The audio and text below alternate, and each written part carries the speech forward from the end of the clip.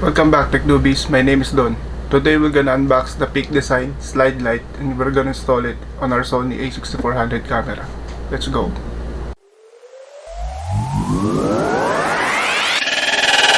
Tech Newbies.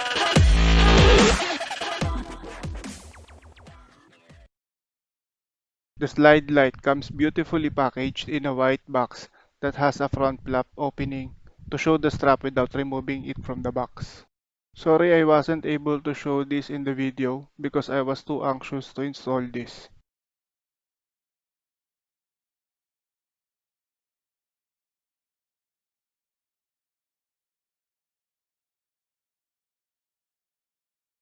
Inside the box, you can pull out the tray that contains everything. Inside the tray flap, you can find the pouch that contains all the accessories. You'll get an anchor, a Peak Design sticker, an Allen key and the camera loop that drop.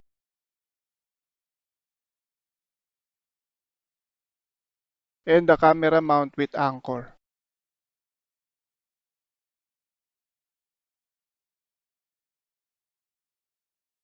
The strap is zip tied to the tray.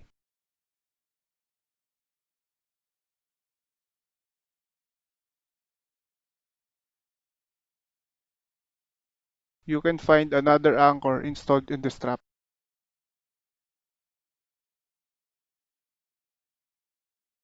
Here are the complete contents of the box.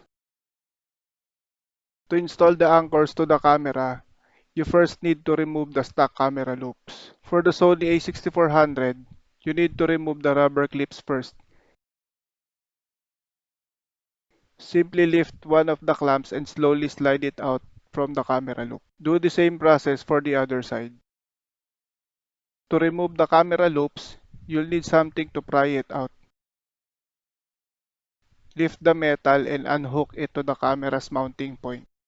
Once it's hooked, you can then slowly glide it towards the other end of the loop.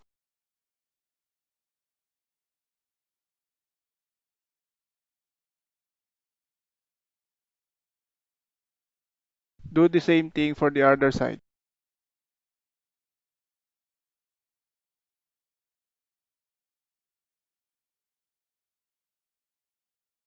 To install the anchor, you'll need either a dental floss or a fishing line.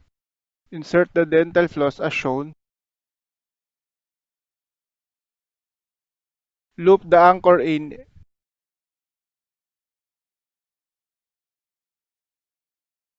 and then reinsert the floss to the loop. You can now slowly pull the floss until the anchor fully slides to the loop. You might need to pull harder for the anchor to slide in. Once it's in,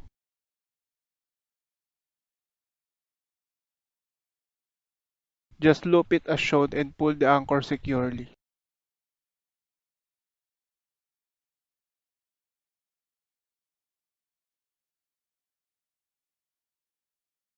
Repeat the same steps for the other side and you are done.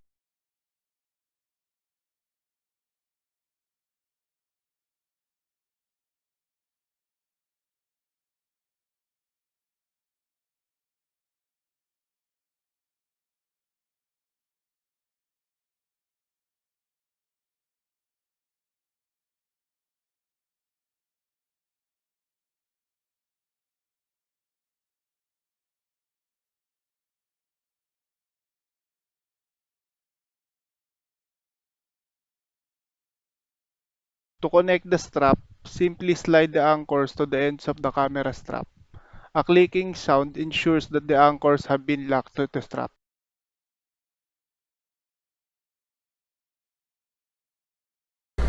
Are you still using the stock strap that came with your camera? If so, what are the problems and/or issues you have encountered so far? If not, what third-party strap are you using now? And what made you decide to get them? Leave them in the comment section below. I'm curious to see if there are other straps that are as good as the Peak Design Slide Lite. That's it for this video. See you next time. Thank you for watching. Keep safe. Peace.